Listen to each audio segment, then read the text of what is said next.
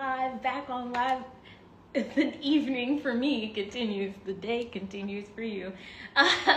So we just got finished making zines with Dream World Girl zine, and that was very, very cutesy. We love.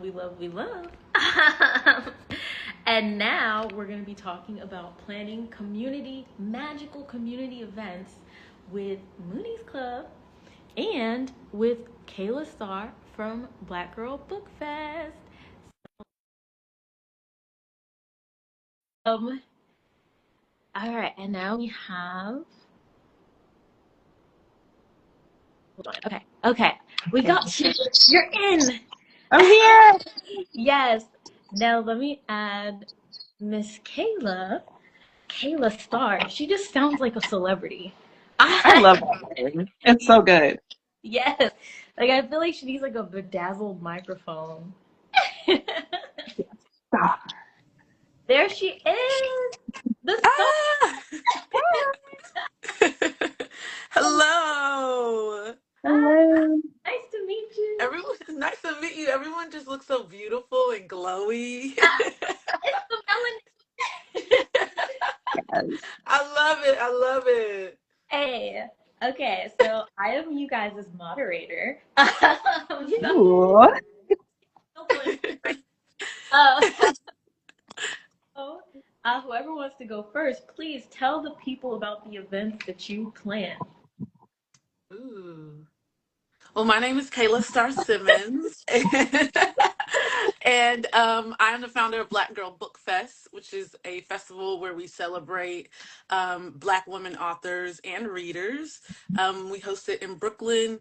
We are working on it being like a traveling festival and then having it in different cities around the country, but that is a heavy task. But yeah, that's what I plan. And also, like, I've been doing like pop ups around the city as well. So. Oh, you guys should. Yeah, Yes. definitely, most definitely. I'm in Brooklyn. I can't believe I haven't been yet, so I will absolutely be Oh there. my gosh! I didn't know you were in Brooklyn. Yeah, we definitely need to connect. Yeah. And then for me, I run Moonies Club, which runs the Sailor Moon Day Party, also a bunch of like small pop-up events throughout New York City. But our biggest event is the Magical Girls Festival, which is also in Brooklyn. This is our third year, and it's just a large celebration of magical girls, like Sailor Moon, Cardcaptor Sakura, Powerpuff Girls, Tokyo Mew Mew, like any girl with magical powers that you can think of, we are centered on celebrating them. And we've also like been dubbed, someone on TikTok accidentally called us the Black Girl Magic Anime Convention. So that's our unofficial name, but it's the Magical Girls Festival. Wow, that is so cool. I cannot believe we haven't met before. I know. Well, here we are. That's what this is all I about. We know. connected back. I think you guys have a mutual between you. Wow. Um, Gaia, Gaia. Oh, God, yes. Yes, Oh, oh my gosh. this was meant to be. This was meant to be for sure. Yeah. Thank you for Absolutely. this. Okay, so planning events is hard work. Like even this Instagram live is like a lot of coordination. And so I can't even imagine the amount of work that it takes to put together like an in-person event. So to do something like that and to plan everything and get everybody involved, you guys must have been so motivated. So what is the driving force? What made you think, I need to get up and I need to put this fest together? Mm, I'll say for I'll let you me, it go. was, yeah, just feeling like there wasn't a lot of spaces for more feminine energy within the anime space. You know, I do love shonen. I'm a One Piece fan. I also love, a lot of different. I love Chainsaw Man, but I'm a huge Sailor Moon fan, and I really just wanted spaces that centered women, centered Black women, centered Black non-binary people in the anime space in a way that also centered like shoujo and maho shoujo and magical girls. And so that's kind of where my center is, and just things I feel a little more fan centric and community centric. Trying to make things a little more affordable where I can too, since like anime cons are getting more expensive. But yeah, just really just wanted a space to celebrate all the things that I love that I wasn't seeing get as much shine as it should. Hmm. I second that. Like I felt like, like we're always overlooked, and I wanted to create like a safe space for us to enjoy one another and be in community together. We all have like similar interests when it comes to readers, and it's like I wanted to create a space where Black women could be in community and we could also celebrate one another. Yeah, I love that. And you really embody that because when I started this page, I was like, oh my gosh, there's already a Black Girl Book Fest. She's gonna hate my guts. And then out to you, and you're just like a ball of light, like the nicest person ever. You're so sweet. No, I think we need more of it. Like whenever I read your message, I was like, yes, like we have somebody else that's doing something similar because we need more. Like it's not just for one person to do. Like it's not just one person's task. Like we need more, and hopefully someone else creates something.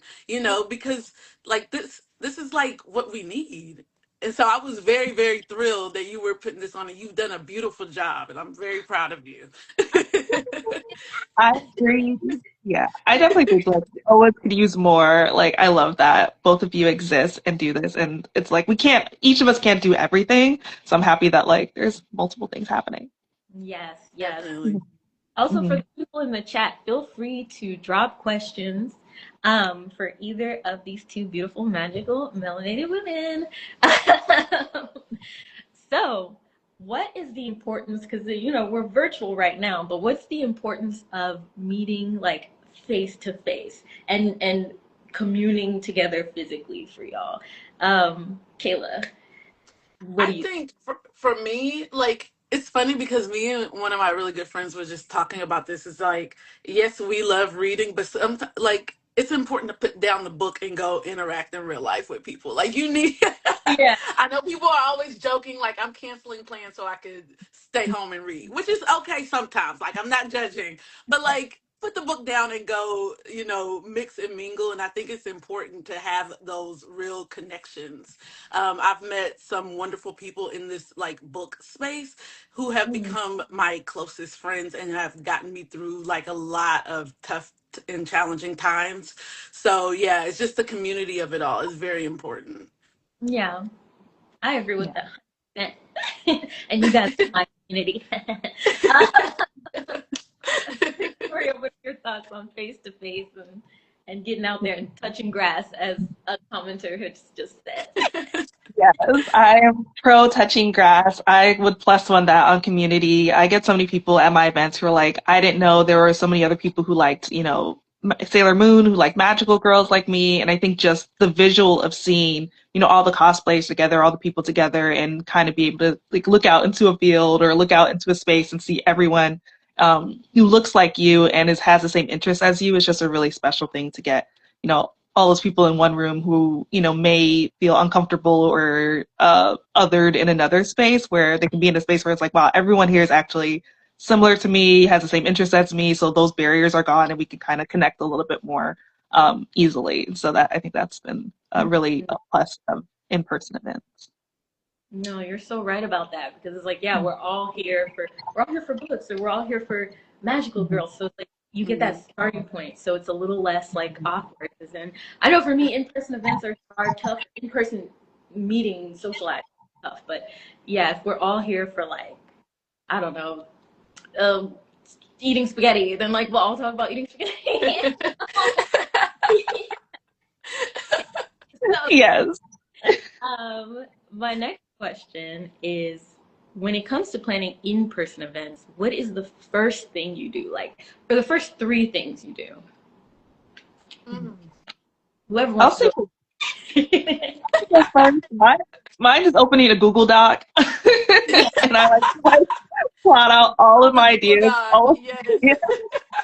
That's always my first step. I'm like, okay, let me like conceptualize what this event could be. Who are some of the people I want to reach out to? Like, what's the description of the event? What's like some potential names? I usually have like a list and then I'll send them to my friends and be like, which one do you think is good? Um, and I think that's definitely my first step.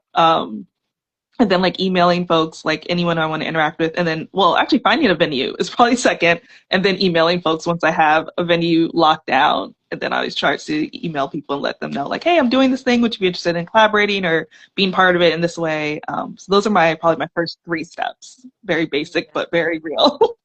I would Wait, say wait, wait. mine is similar. Yeah, heavy on the Google Doc, pouring out my ideas. I did have a project manager, so I was constantly on the phone with her, like bouncing ideas off of her.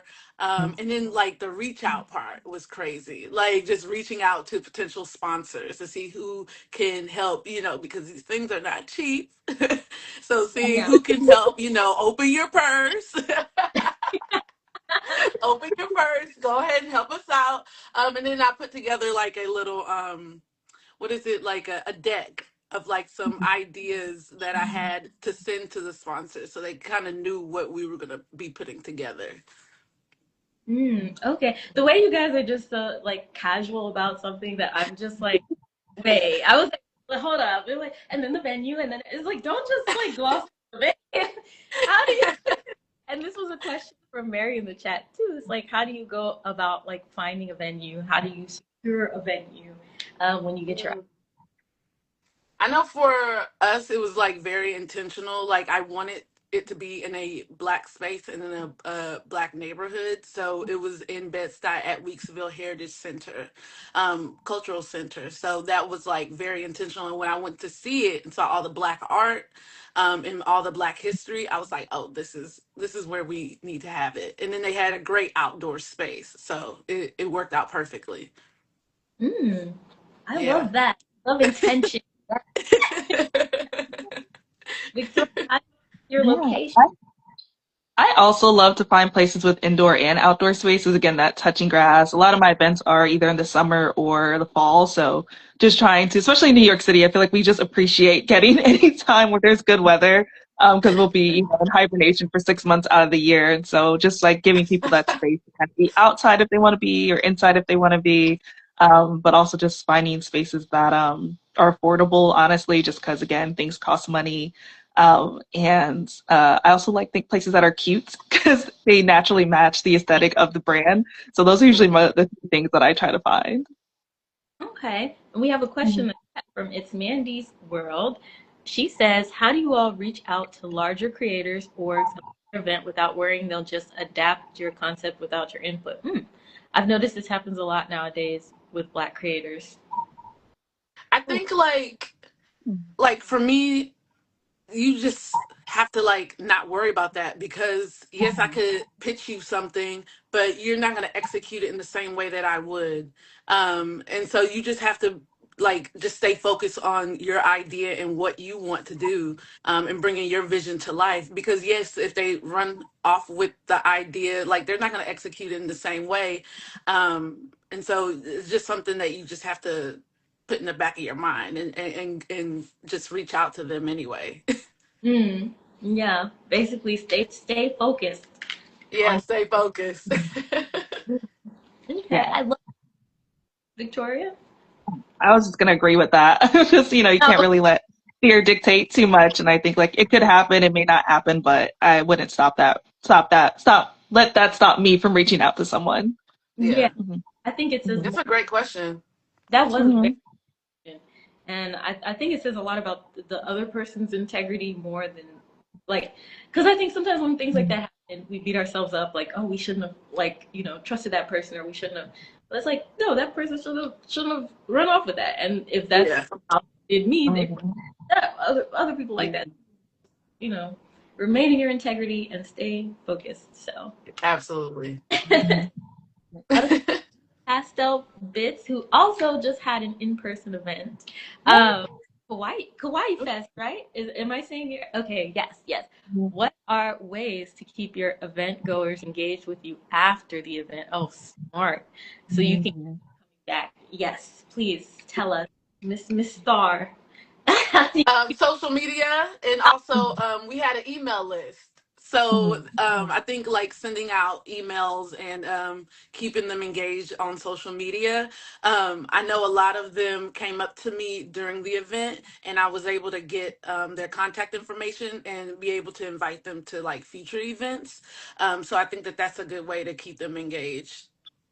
Yeah. Mm. Same thing for me. For every event I do, I have something where you get a ticket. I'm like, do you also want to subscribe to our newsletter to try to keep our mailing list going? I also always encourage people to subscribe because that's the best way to learn about future events and keep them engaged. And so many people are always like, when's the next one? I'm like, sign up for the newsletter. It's the first place I'm going to let you know. Yeah.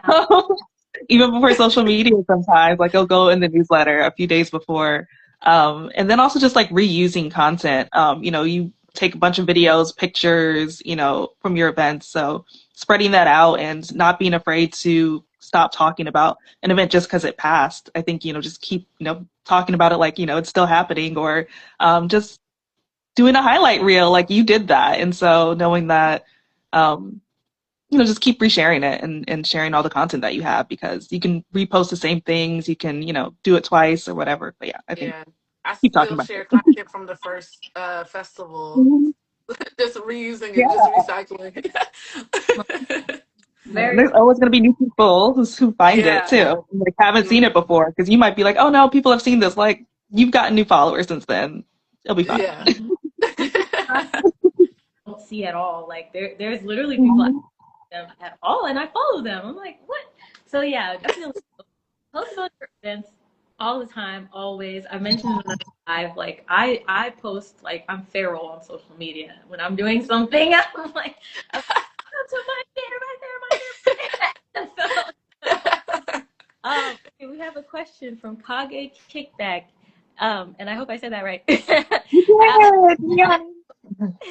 how do you figure out what to delegate and what to do yourself? Ooh, event planning requires so much labor, but everything can feel important to manage. That's a good question. Please. Ooh, you know what? Like I learned very on, it's okay to not do everything. So that's why I hired a project manager because I also have a job. I have a 9 to 5, and then on top of that, I was planning this huge festival. And so I was like, you know what? I'm gonna need some help. And it was a friend who I had already been bouncing ideas off of, and I'm like, hey, do you want to help me out? And like, luckily, she said yes, and she's amazing. I think more so it was me learning I didn't have to take everything on and that I could delegate and send things off. And it's like, okay, I could breathe a little. And like as far as knowing what to pass on, I think in a moment where I might be feeling overwhelmed is when I have the thought, okay, you don't have to do this. Like you pass it on to somebody else. So yeah, very helpful. Yeah, I love that question because I for this event, like I don't know. As you, I've been on live all day. I was like, I got to be in here. um, but for next time, yeah, I definitely think I will be delegating more, and it's hard to let go because sometimes you don't want to feel like a burden, and then Right. yeah, sometimes it's like but what if what if it's not done the exact particular way that I'm thinking of? Mhm. But yeah, I know you have to like let go of those things. So, Victoria, what is your thought Definitely. on delegating and letting go? I'm still learning this, so I'm taking into your answers. But I think it's the same thing. Like, I think it's really helpful, what you said earlier, Kayla, where, having those people that you bounce ideas off of, and, that's kind of already built in trust. And like Jackie has got DMs from me. I'm like, hey, can you look at this for me? And I've had other friends where I'm like, hey, can you like, give me advice here? And so I think that definitely naturally leads into, being able to delegate or just ask for help. And then I think we have friends who were like, hey, I noticed like you're doing a lot. Like, what do you need help with? What can I take off your plate? And that's been really helpful as well. And like accepting that help, I think it's been a big lesson. So that's where I'm at. But I think yeah, thinking of like looking at my plate and like knowing I'm stressed. I also have a 9 to 5, and looking at everything and seeing like, okay, what can I actually get help with? What can I delegate? What don't I actually need to do? Like me, Victoria. Like there's something where I'm like, okay, I don't need to do this thing. I don't need to design this graphic, or I don't need to, edit this video. Like I can ask someone else to do this. Because I do get like particular about my visions too. And so I try to like keep that balance. And it's our babies. Yeah, it is. And that was, Mhm. I'm glad you mentioned that because like the making the graphics thing Mhm. stressed me out. And that was one of the things I sent off. I was like, can you do this, please? Like, this is driving me crazy. Mhm. Oh, That's the other thing too. Like the things that drive you the craziest. It's like, okay, you know what? Yeah. This is actually stressing me out. Let me just ask someone else to do it. Uh-huh.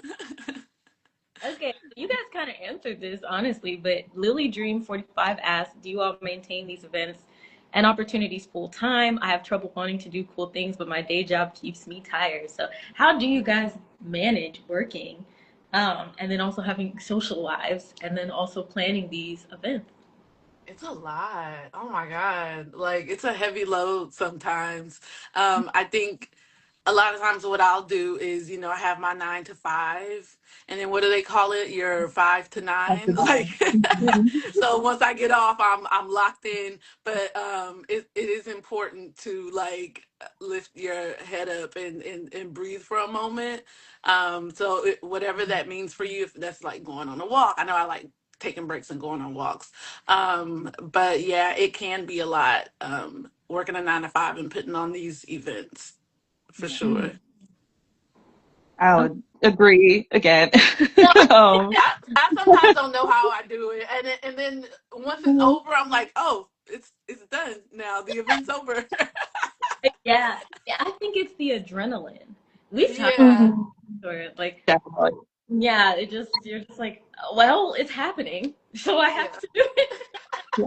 And like passion, I feel like that just takes over me where I'm like, oh yeah. my God, this is so exciting. I can't want to do it. I want to do this. And so that also like will fuel you or fuel the adrenaline for you to get it done. Um, but I also try to preserve at least like one day of my weekend where I don't do anything when I can. But I'm also like a workaholic. And so I'm working on that too. Oh, working on you. It's okay. You like to stay busy. Yeah. Solace Stacks, and I hope I'm saying that correctly, said, "What are some of the most important lessons learned from event planning?" So, Victoria, what? Ooh. Important lessons learned from event planning. I think definitely like going back to like delegating, you don't have to do everything yourself. Accepting help. Um, I think feedback surveys have been great, like learning like how to improve. 'Cause sometimes you just don't have you have blind spots on things.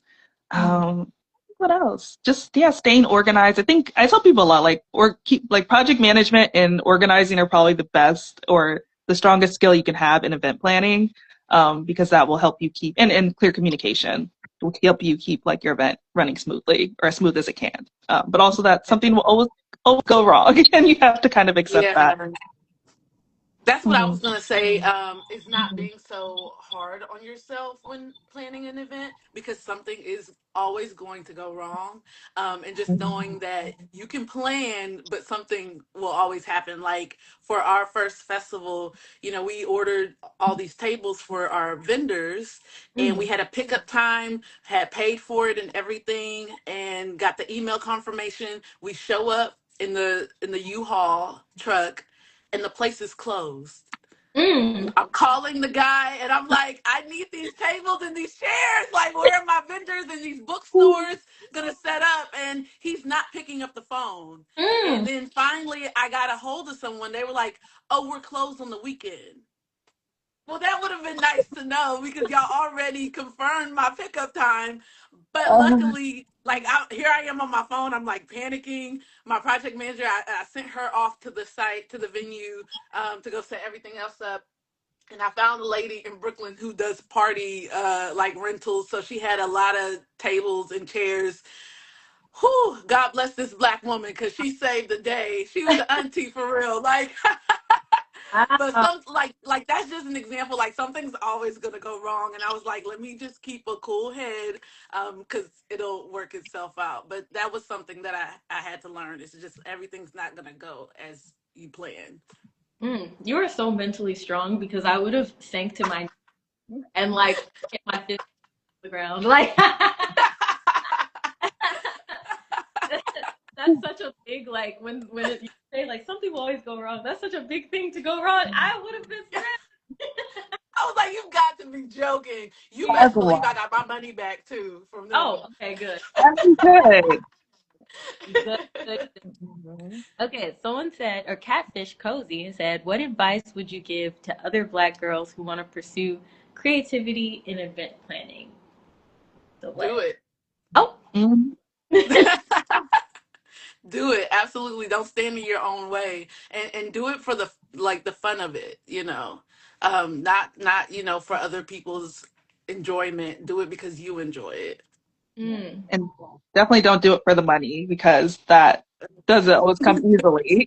And mm, I think definitely if you're passionate about it, definitely just do it. And also like, do some research, see what's out there and how you can, learn from others, but also like make your event different. mm. Mhm. Hmm.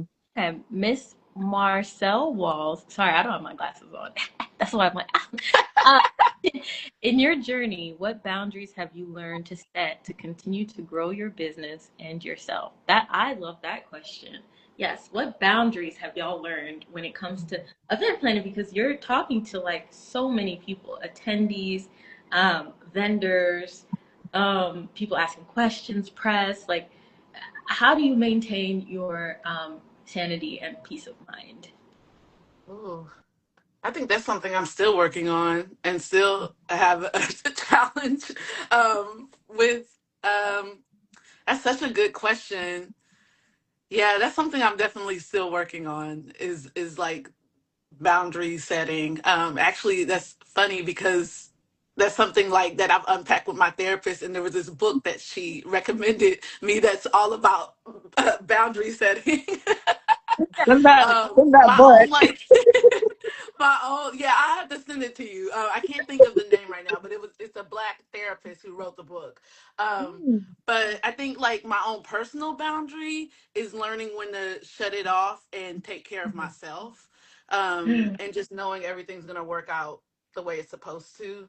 And like I had mentioned before, whether that means like going for a walk or going to do something that I enjoy with like a friend, going to brunch or something, having a glass of wine, just learning when to turn it off and come back to it later when it becomes too much.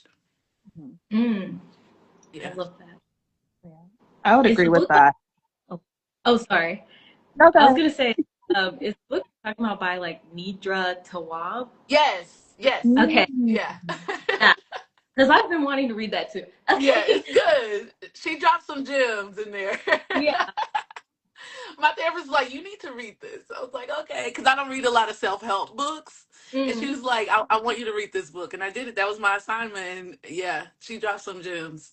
okay, I'm gonna read it next. I, Yeah. I boundaries. Those two. Oh, sorry about that. I was reading that too. That's a book club pick. Yeah. All right, Victoria, how you set boundaries? Yeah, I was gonna say I'm also working on it. One thing that has helped me though is putting together like a really strong FAQs page so that, once you're getting a lot of those questions, especially when they're the same, kind of just being like, hey, redirecting them to the page, like you can find your answers here. So you're not constantly having to answer the same questions over and over again, which can be like also really tiring. So that is one thing that's been a little bit helpful, but I'm also learning to, you know, set boundaries. Mm, okay. Now you made a good point about the FAQ because I don't even think I have one on this site. Like I've got the site pulled up. I'm like, why don't I have one? Yeah. Mhm. And I think also you learn as you go because a lot of things that I have added to Mhm. the site or added to the event just came from people kind of asking me questions and me being like, oh yeah. Is Mhm. that kind of how things progress with y'all's events too? Like, or is it just everything happens as you planned it, or are you open to people kind of like shaping your vision? I'm definitely open to people shaping my vision. And like nothing happens as I planned it. I think mostly maybe, but definitely not 100%. For my first Magical Girls Fest, I actually had a vendor map and one of the vendors came to me and was like, "Hey, this like layout actually isn't going to work because XYZ and this is a hazard and people will be walking over our stuff." And I was like, "That makes a lot of sense." And I've never had to do a vendor map or set up vendors, so I trust you and your expertise. So let's switch around the tables. And so I'm definitely open, when it makes sense and if it matches like the ultimate goal is for people to have a good time, and that means vendors. I mean, people who are coming to the event, all of the partners. And so if there's something they're telling me that like they need or want or that would help make the experience better, like I want to do my best to match that. So that's kind of how I approach it. I agree. I had a similar situation where a vendor like needed to be placed somewhere else. Definitely open to it. I think like the more we like learn from each other, the better the event will go and run smoothly. Mm, Mhm. I agree. Look, has a question, and they said, "What would y'all say are key, capitalized key components of a successful event for folks who are new to event planning and coordinating?" Mm. Mhm. Keeping a cool head the day of. Um, yeah, you don't want to over stress yourself. The day of, there's a lot going on. Usually, the day of, I don't know, like for me, it's like, okay, I have this checklist, and I'm like, okay, this. But like remaining calm, like we had mentioned, like something always goes wrong. But I think like that is just like key, because I want to enjoy myself too. I'm looking at everybody else have fun. I want to have fun, and I always do. I always have a good time. And you can ask anybody who's gone to any of my events. Like I'm gonna be there for the enjoyment of it all as well. And it's important, like even though you like this is something that you put on, like you want to continue to enjoy it, because Mm, once you don't, like you're not gonna want to do it anymore. true. Victoria. Oh wait, Victoria. Yeah. No, you haven't answered. Okay. No. I was like going back. I was like, "What was the question again?" I think definitely. Again, I really like when, as much as I can, like making sure people have a good time or walk away feeling like they had a good time. I think a lot of people will say like, "Oh, like attendance," or like, but for me, I'm like, whether it's two people who show up or 10 people or 200 or thousands, like I want to make sure that they walk away saying like, I had a good time. And again, that's like vendors, like collaborators, like attendees. So that's how I try to measure success. Where, I'm making sure I'm showing up for the people who are there. Yeah. Yeah. Okay. Mhm. Yes. Claps. Okay. Guava Studios, who has a really cool game. By the way, y'all should check them out. Asked, when reaching out to potential collaborators, what approach has been the most successful? Um, yes, please help. Go first. I could go.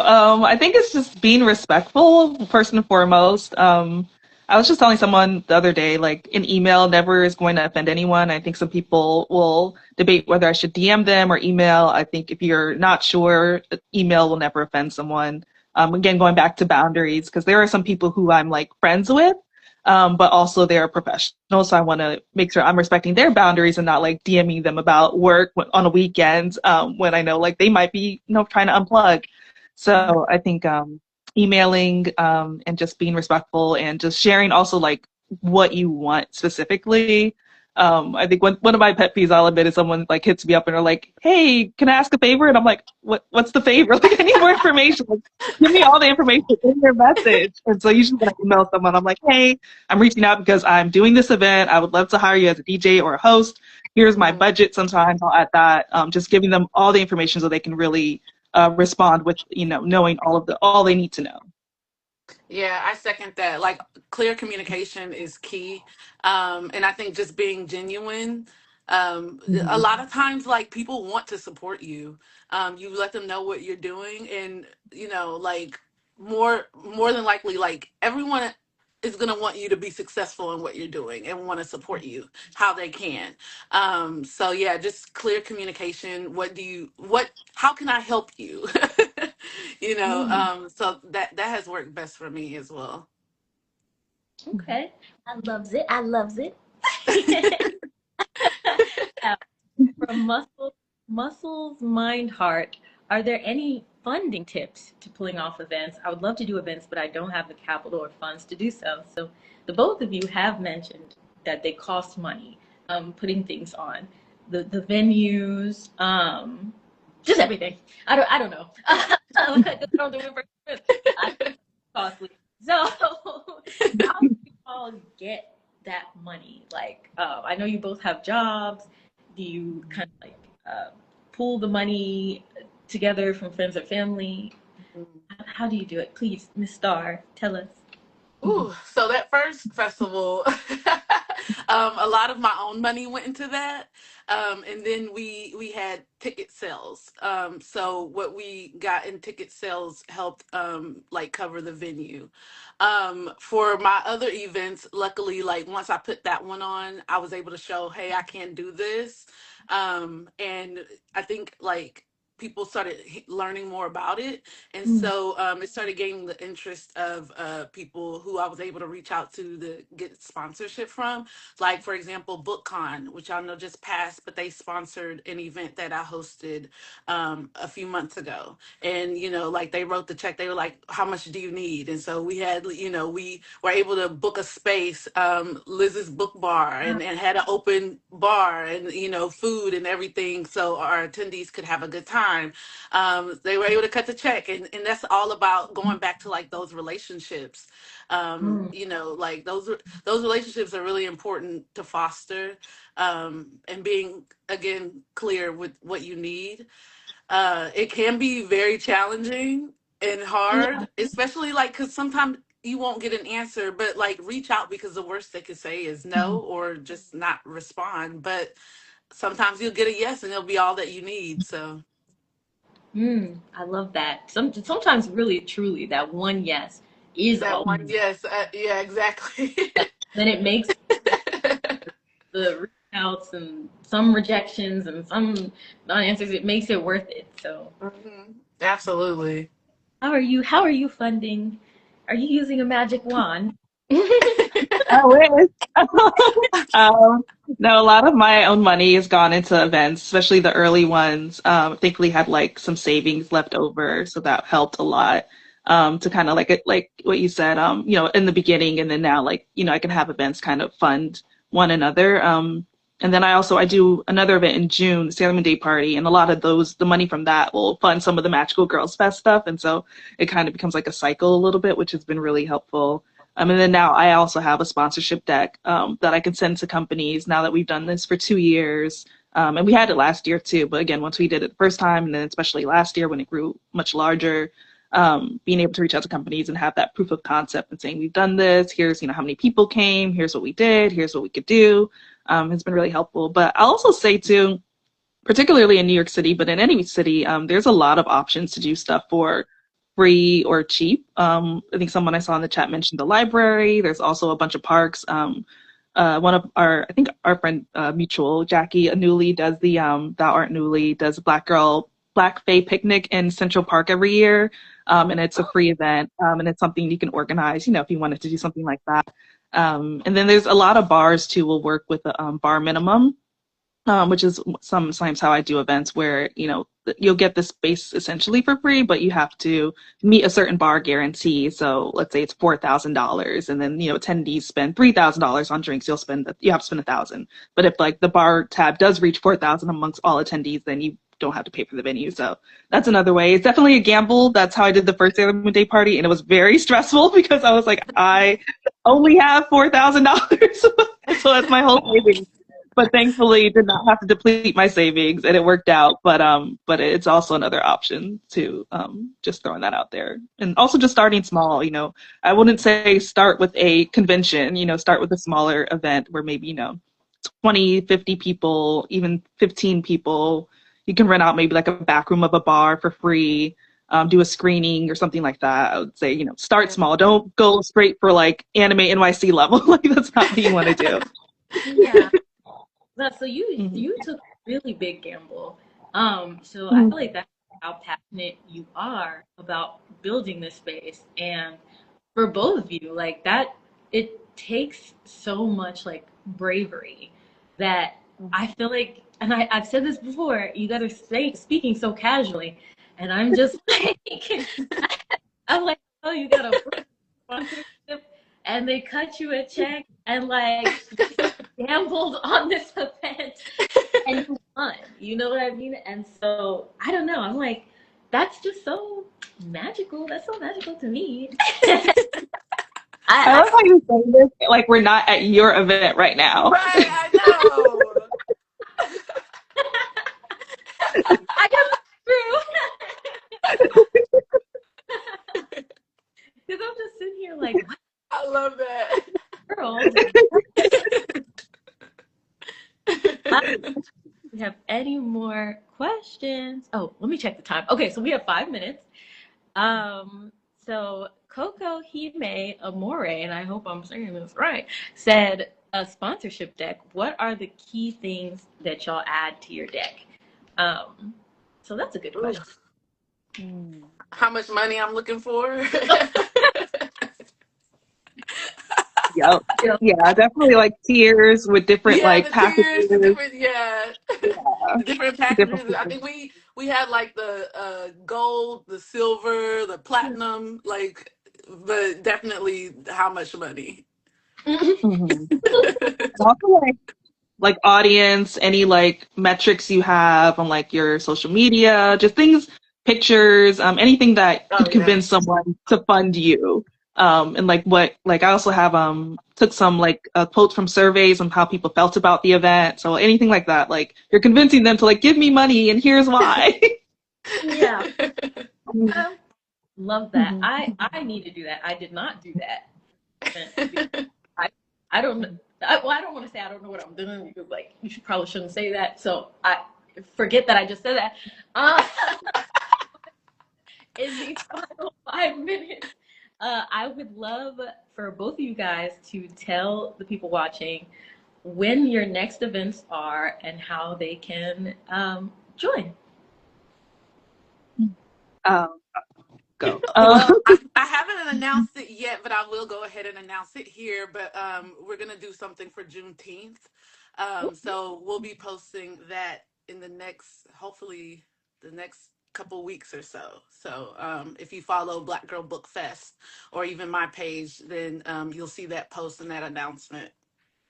Yes, and please follow Kayla, follow Black Girl Book Fest. I'm telling you, I was literally shaking and quaking. Victoria knows I was shaking. I was like, oh my God, I, I'm gonna reach out to her, and like you are just so lovely. So yeah, Oh, you are the sweetest soul. I'm just so proud of you. I really am. thank you.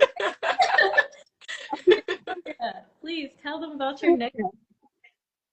Yeah, so we have the fourth Sailor Moon Day party. I can't believe it's been 4 years on June 27th. Tickets will go live for that either like early May probably, and that's happening June 27th. We have our third Magical Girls Festival, September 27th. Tickets are available for that now. And you can go to magicalgirlsfestival.com for tickets on that. They're $20, so hopefully affordable. And then we're also doing an official Anime NYC after party this year, the Sunday one. And so the tickets are available if you go to animenyc.com. Find wherever they post their after parties. I think it's also in my Moonies Club links, but we'll also be hosting that. So that's going to be really fun. And at the Sailor Moon Day party and at the Anime NYC party, you'll be able to get your nails done. So that'll be fun. Ooh, And this nice. pub. So you guys heard it here first, Juneteenth event.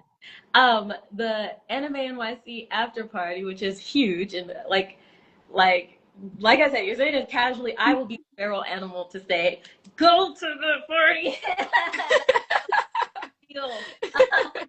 So thank you guys for joining us today. I learned a lot. I'm taking notes on my computer. And I appreciate you so much. I'm gonna let y'all go and enjoy your magical days. Thank you. Oh my God, congratulations. Thank you for Great having job. me. Thank you.